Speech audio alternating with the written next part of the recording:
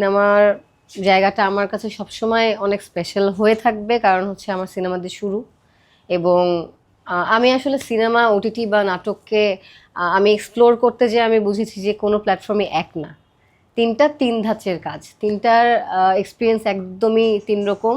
এবং সিনেমা থেকে আমি অনেক কিছু শিখেছি, ওটিটিতেও আমি শিখেছি কিভাবে আসলে কি ডিল করতে হয় ক্যারেক্টারগুলোর সাথে। এবং নাটকে এসে আমি যেহেতু প্রতিদিন কাজ কাজ করছি, আমার মনে হচ্ছে যে আমার অ্যাক্টিংয়ের চর্চাটা অনেক বেশি হচ্ছে এবং দর্শকের কাছে পরিচিতি আমি অনেক বেশি পেয়েছি। দর্শক আমাকে নাটক দিয়ে চিনছে, মানে বাসায় বসে আমাকে দেখতে পাচ্ছে।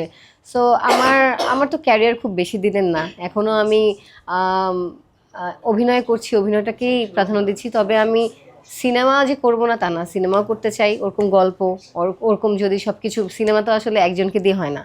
সিনেমা করতে গেলে পুরো টিমটা দরকার হয়, গল্প দরকার হয় সুন্দর, আপনি অডিয়েন্সকে টানবেন, ওই ব্যাপারগুলো আসলে মিলতে হয়। ওই জায়গাটা আমার সবসময় সবসময় ইয়াস থাকবে। আমার কাছে ওরকম আসলে আমি কাজ অবশ্যই করবো, ওটিটিতেও সেম। এবং নাটক করে যাচ্ছি, ভালো গল্পে কাজ করতে চাই, এই।